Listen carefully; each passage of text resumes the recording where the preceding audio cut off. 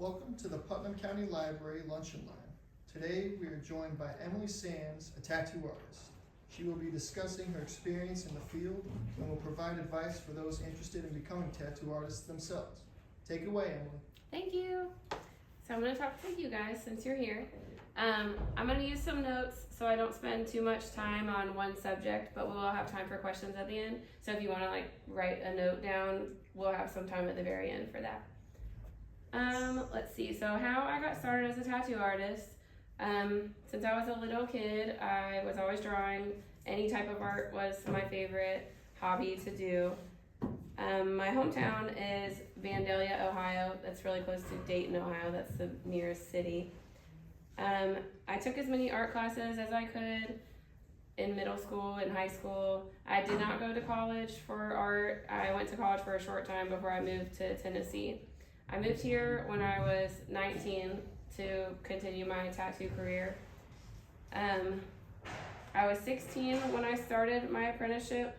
I had a great teacher in high school that introduced me to the tattoo community and encouraged me to go ahead and start asking tattoo artists at that age for an apprenticeship. So I was a little young at the time. A lot of shops told me just to wait until I was 18, but I finally found someone to give me a chance. So if you are looking for an apprenticeship in the future, just don't give up. I mean, it's really hard to find, but there's somebody out there for you. Let's see. So my original mentor was Rob Lee, and he introduced me to Bill, who was the owner of Roustabout Tattoo. So I moved here to work at Roustabout. So I worked at a street shop. We're open late on the weekends, taking walk-ins, just kind of sitting around all day for someone to come in. And then over the years, built up clients and built my own brand and started my own shop. So in 2017 was when I started Blackheart Tattoo. And we have recently moved to Baxter from Cookeville. It's across from the train depot in Baxter. I now have more space, so I've got 3 girls that are apprenticing with me there now. So I am excited for that. I have only had one apprentice in the past. That was Devin, and she's here with us. Yay! So we had a good time. Probably 3 or 4 years of time were spent with her apprenticeship, and now she's done what I did, which is get her own private appointment-only studio, and she works on her own schedule, which is really great for being a mom and a wife and just stepping away from the tattoo studio lifestyle. So to talk about apprenticeships, I often hear from people who are interested in starting an apprenticeship. Everyone's seeing on social media the fun job that it can be, and it's exciting, but it is hard to find someone to accept you and have the time, because it does take a lot of time and effort from both parties, and it's typically not a paid job, and there's often cases where you will be the one paying the mentor to teach you to tattoo. There are no schools for it. It's just an apprenticeship and a mentor, but there is a state license. So in Tennessee, you have to have 1 year of minimum with your mentor, but it does vary. So I brought my apprentice's portfolio to show an example of what a good portfolio would be to show a tattoo artist. So it's not necessarily anything in here specific, just a variety of what she can do. So we've got some ink drawings, watercolor, stencil, stickers. So just to show a wide variety of what you're capable of. And of course, only put your best work in here. But if you take a portfolio to a tattoo artist and they're not impressed, that doesn't mean that you're not good. Find someone that's going to give you some advice on what to do instead of just thinking that you suck and giving up. Because there's different mentors out there for different apprentices as well. So she's got some realism in here, some quick sketches. And then at the end, she's got some things we've been working on in her apprenticeship already. So this is still the stuff that she brought me. Here's where we started working on tattoo designs.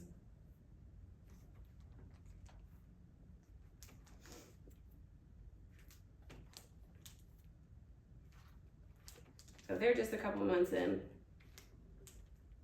So it'll be exciting to see what they're doing in about a year from now. Okay.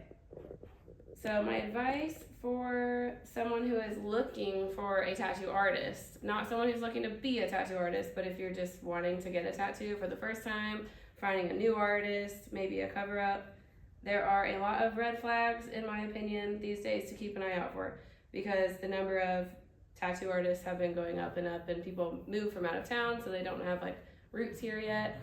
We might not know who these people are, and there are fake accounts on social media now too that just want a deposit online. So there's scams as well. Look at their art portfolio. This is a physical portfolio. Not everyone has that. A lot of people just have a social media or a website to view, and those are nice too because you don't have to keep printing out photos of your work if it's tattoos and not artwork. Look back months and years in the past and see how their art compares. If there's not very much for you to view online, then it could be a fake account or they could be stealing someone's work. You don't really see a history there to know who they are. So that would be where you're picking a tattoo artist based on their portfolio and your tattoo looks like the quality of work that you saw.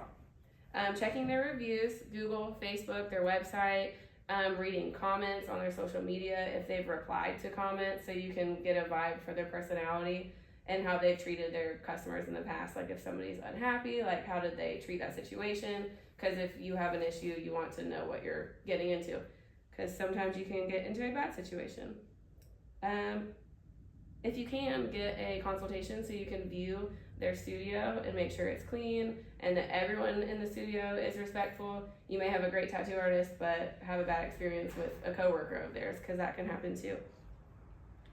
So if you are in a studio and you feel uncomfortable at any time, just walk out. Even if they're in the middle of your tattoo, if you look down and they're not listening to you or disrespecting you, just get up and leave. Some people get so scared to upset their tattoo artist, like not speaking their mind because they're afraid that they're gonna get upset. Just walk out. You can figure it out later. And then make sure you do research for your own design. So you have to do your part as well. Look up as many reference photos as you can.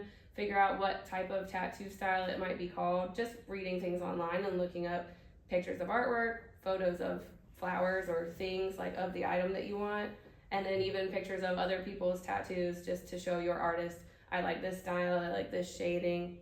That helps. Even a Pinterest board, I know that's a really popular thing, but it does help to get your ideas across so that there's less confusion with the artist and you. So that is all I had for my notes. So do you guys have any questions about finding a tattoo artist, finding a tattoo apprenticeship, or anything at all? Yes? I'm gonna do a tattoo apprenticeship, but I need to get started. How to get started. Have you been working on any portfolios at home? I haven't started. I have a 3-year-old. Oh, okay. So I'm a mom as well. I started before I had my son, but I started my tattoo shop, my first business, when I was pregnant with him. He's 6.5 now. So it is hard to find time, but sometimes if you can find like an iPad, that's helpful because you can put it away. You don't have to have piles of papers and things that they can rip up and tear up, and it saves it all automatically. But just finding any time to sketch when they're at school or daycare, and it does get a little easier when they get older and start a school schedule. That was a game changer. She uses my iPad because I use it for drawing my makeup looks. Oh, okay, cool. I let her use it to draw sketches because she really wants to do a tattoo apprenticeship or even Yeah. piercing I'll do apprenticeship. piercing. That's good as well. I mean, it sometimes goes hand in hand. Most tattoo studios have a piercer. Yep. So, and also just going to the tattoo studios, not necessarily getting tattooed all the time, but just maybe going in and asking a couple questions, maybe getting something here and there when you want one, but just being around the people in the shop so that they can get to know you. And then maybe if you do reach out and say, I would be interested in this, they'll already have a vibe for who you are and consider it more than just a stranger going in, can I have an apprenticeship? And they've never met you before. So that can help too. Okay. Yeah. Any other questions? So, would an apprenticeship be like a part-time? An apprenticeship, that depends. So typically an apprenticeship, in my opinion, like in the past decade or so, would be you spending as much time there as possible. And that's not really applicable to me these days. So I don't want anyone to be spending every minute of free time they have there. I mean, people have kids and lives and bills, and as an apprentice, you're not going to be making any money for sometimes 6 months to a year. So if you are not a young adult with no responsibilities yet, you'll have bills to pay, so you'll have to work. One of my mentors actually required that you have a part-time job in addition to your tattoo apprenticeship. That way you're not struggling, because we know that it's going to be a minute before you're making an income from it. So depending on who your mentor is, that's something that you would talk to them about. If they're able for you to be part-time, then that would work out. But some people are strict and they want you there anytime the shop is open until they decide they're ready to leave. It's not really possible anymore. to No, it's just- really not, and it's so different than when I started. Mhm. So it's fun for me to get chances to work with people and do it the way I would have liked it to have been for me. Mhm. So I think the tattoo world's changed a lot. Any questions on how to find an artist, or no?